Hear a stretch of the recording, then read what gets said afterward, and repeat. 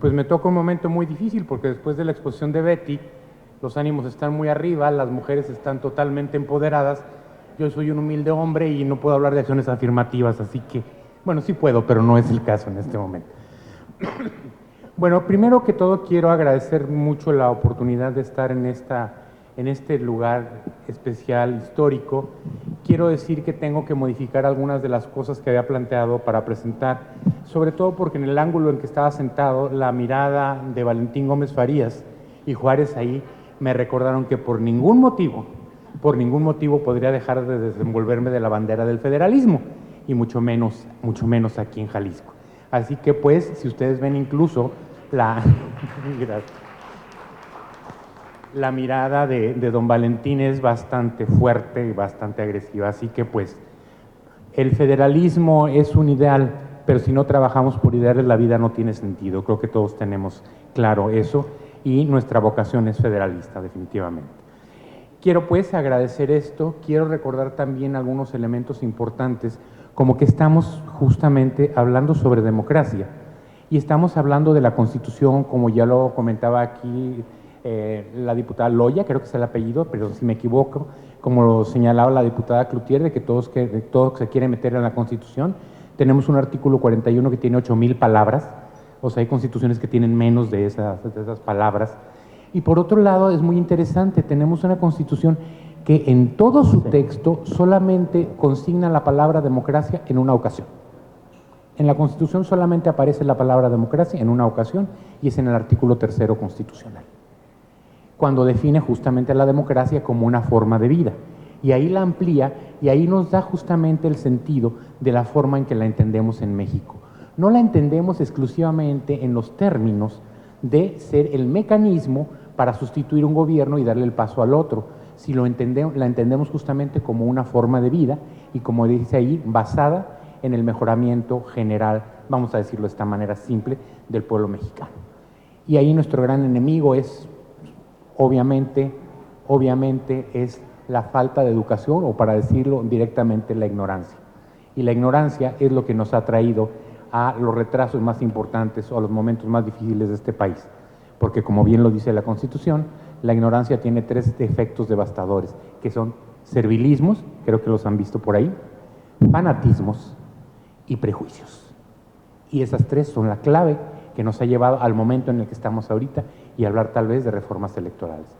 Por otro lado, quiero agradecer públicamente, antes de que se me vaya, y yo sí voy a dar nombres aunque me equivoque, me falte alguien, pero le quiero dar gracias a Jorge Espadas, le quiero dar las gracias a la diputada presidenta de la comisión, que tiene un subcomisionado ahí pues muy atento y muy duro para esto. Quiero darle las gracias al resto de los legisladores que están aquí, porque están celebrando, están ayudándonos a celebrar estos foros en las 5 circunscripciones. Basta decir, por ejemplo, que la primera circunscripción, que incluye 8 estados, incluye al 42% del total del territorio nacional, que no es poca cosa. Y bueno, no es por nada, pero Chihuahua es el estado más grande de la República, dicho de paso. Yo tenía que hacer el comercial, es obvio, ¿verdad? Bien, y quiero dejar en claro, porque así lo están permitiendo estos foros, que entiendo, y a todos debe quedarnos claro, que no hay una propuesta de reforma electoral, que no hay una iniciativa de reforma electoral, sino varias iniciativas de reforma electoral. Para decirlo con todas sus letras, no la iniciativa de Sergio Gutiérrez Luna, ni de una sola de las fracciones, sino hay varias iniciativas, y estas son las que tenemos que discutir. ¿Por qué? Porque lo primero que tenemos que lograr, creo yo, y por eso agradezco estos foros, es un acuerdo semántico. Es un acuerdo semántico. ¿En qué sentido? ¿Qué entendemos por democracia de manera general? Y por democracia vamos a acotarla solamente al ambiente electoral. Pues no, pero ya en este espacio, digamos que, como lo había señalado hace un momento, es para la sustitución, obviamente, de gobiernos, o como le gusta por ahí decir un poco a Woldenberg, para darles una patada a los que ya no queremos y darles la bienvenida a los que creemos que nos van a tratar bien. Pero bueno, todo es una cuestión de expectativas, no de realidades. Pero también la democracia tenemos que tener muy claro que no es un fin, es un medio, es un método de toma de decisiones públicas, y en ese sentido la tenemos que defender. Y sí, estoy de acuerdo, y suena muy bonita la democracia directa, nada más que no somos comunidades de 100 personas, nada más que no somos comunidades de 500, ni siquiera de 1000, somos muchos millones de mexicanos y somos muchos Méxicos diferentes en este país, por lo cual la democracia representativa hasta este momento, como hace 42 años lo dijera en la Cámara de los Comunes, Winston Churchill, y la cita se la robé a Frida, pero no la veo por aquí, no es sino el peor de los medios para llegar a acuerdos, pero es el único disponible que tenemos que funciona hasta la fecha. Los demás son todavía más malos. Entonces tenemos que seguir jugando con la democracia. Perdón, no se malinterprete jugando de que la estamos tomando así, sino que tenemos que seguir estructurándola para que nos funcione. Volviendo al federalismo, este punto me parece súper importante y de que somos muchos Méxicos. Pongo un ejemplo tan sencillo como el siguiente. Si tenemos 300 distritos electorales federales y tenemos, ¿cuántos distritos son en Jalisco, diputada? Perdón. 20. Federales, pero locales, 20 igual. Bueno, entonces no me sirvió el ejemplo de Jalisco. Pero bueno, vámonos a otro ejemplo. ¿Vamos a tener congresos donde solamente vamos a tener 3 diputados o 4 diputados por quedarnos con una geografía electoral nacional? Pues no. Hay 2 geografías electorales que conviven y hay 2 realidades que conviven de manera permanente y no son antagónicas, son complementarias. Creo que tenemos que aprender también mucho de esta apuesta que se hizo por mucho tiempo a las elecciones concurrentes para ver si realmente eran tan necesarias y eran tan positivas y si realmente muestran una geografía de la composición política real de nuestro país. Creo que hay que revisarlo. Y creo que hay que revisar también la capacidad en un momento dado de los partidos para ordenar estas elecciones o para evitar estas cosas inhumanas, perdón que lo diga aquí enfrente de los representantes del INE, como que la gente termine los conteos a las 4 de la mañana. Eso es verdaderamente inhumano y vaya, yo creo que yo tampoco, bueno, no solamente yo, nadie querría ser funcionario de casilla bajo esas condiciones. Pero ¿por qué ocurrió? Porque la casilla es única, pero el conteo no es único. El conteo es estatal y el conteo es federal. Y si no hay suficientes representantes de los partidos, vamos a encontrarnos la situación donde obviamente se va a privilegiar el conteo federal por encima del conteo estatal. Y una vez que se termine el conteo federal, es que se procede al conteo estatal y esto nos lleva a estas situaciones de verdad inhumanas. Por otra parte, hay que entender algo, creo que es muy importante. Lo complejo no tiene por qué ser complicado. ¿A qué me refiero con esto? Decía en alguna ocasión el secretario del INE, el licenciado Jacobo, y bueno, muchos consejeros, me dijo a ti porque que nuestra legislación es barroca. No, no es barroca, es churrigueresca. O sea, llega al extremo, o sea, estamos llegando a tratar decía la diputada, intervenimos con el INE para dejarlo regular. No, por favor, que ya no regulen, o sea, ya basta, o sea, no debe ser en un momento dado una suerte de legislador supletorio, sino hay que tener las reglas claras y sencillas, tener la cortesía de la claridad.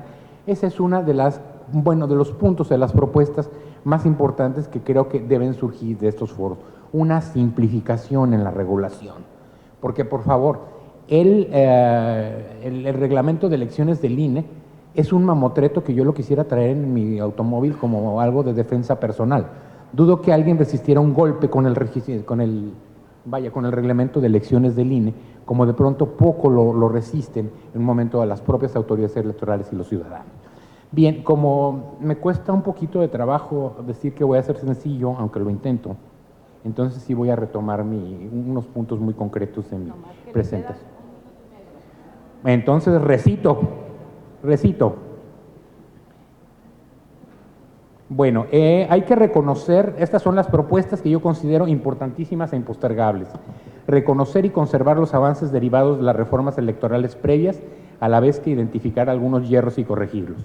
Entre los avances están, por supuesto, el Registro Nacional de Electores, la heterocalificación de las elecciones, la geografía electoral dual, el modelo de comunicación política, las candidaturas independientes, la reelección legislativa, que no es nueva, ya hay que decirlo, ni la recuperamos, ya existía, simplemente no era consecutiva, la paridad, la introducción de las perspectivas de género, diversidad y vulnerabilidad en la labor jurisdiccional y los experimentos locales exitosos que se perdieron con la reforma de 2014, como es los avances en términos de voto de mexicanos en el extranjero, empleo de urnas electrónicas, esquemas de cómputo simultáneo de elecciones al interior de los consejos municipales, Y en los hierros también hay que señalarlos, porque el método científico a veces nos explica que al conocer una realidad simplemente no debimos haberla cambiando, que son las tendencias centralistas que hay que rechazar totalmente, la sobreregulación de la que ya comentaba, la existencia de vacíos legislativos, que eso sí les toca totalmente a los diputados, no hay vuelta, que es el caso del artículo 134 constitucional en materia de propaganda, que no legislan y luego nos pega a nosotros en lo local y nos quitan hasta la competencia, como nos pasó en Chihuahua, para poder trabajar en eso. Hay que decirlo, hay que disminuir las facultades del INE para regresárselas a los soples. No somos nosotros cuestiones de magia, ni los soples, ni los tribunales electorales, para que de pronto alguien quiera aparecer o desaparecernos como conejos o como palomas dentro de la chistera de un mago. Tiempo. Y termino. Bueno, pues gracias, y no me acaba más que decir que viva el federalismo, y lo digo todo corazón, aquí en México, y una democracia electoral con todos los ciudadanos, y la responsabilidad es obviamente de los diputados. Gracias por escucharnos y por legislar la próxima reforma electoral. ¿Alguna persona que quiera hacerle alguna pregunta a nuestro ponente? Bueno, sí, muchas gracias por su exposición y ver si nos pudiera comentar algo más sobre las experiencias exitosas locales, que aquí planteaba ya algunas, por favor, y cuáles serían esas facultades del INE, que nos pudiera comentar algunas que debieran de regresar a los INE. Bueno, voy a contestar en orden. Primero que todo, gracias por la pregunta. Me gana un poco la emoción, no lo puedo evitar, o sea, pero me refiero cuando hablamos de las funciones del INE, voy a citar aquí a Jorge Alcocer.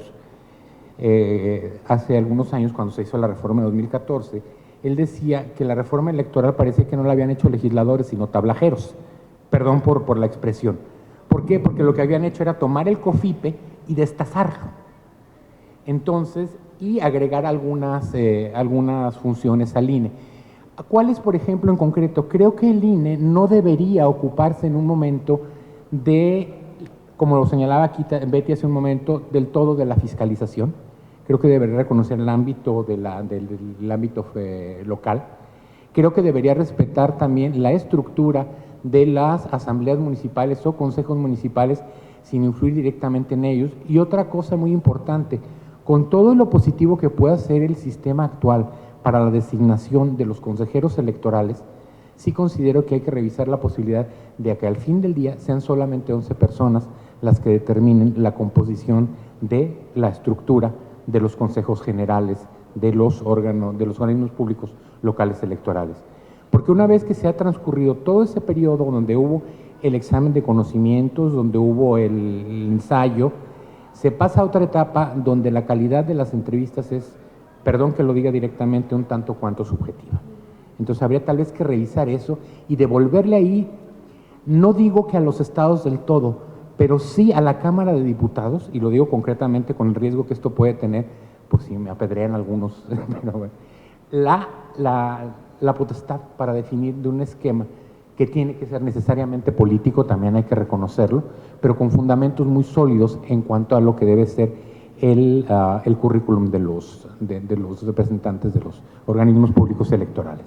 Y que cuando se tome una decisión, una vez que esta decisión se tomó, no por manejos, no debo utilizar la palabra manejos, perdón, como se dice en las transcripciones, que se ponga inaudible y nunca lo dije, ¿no?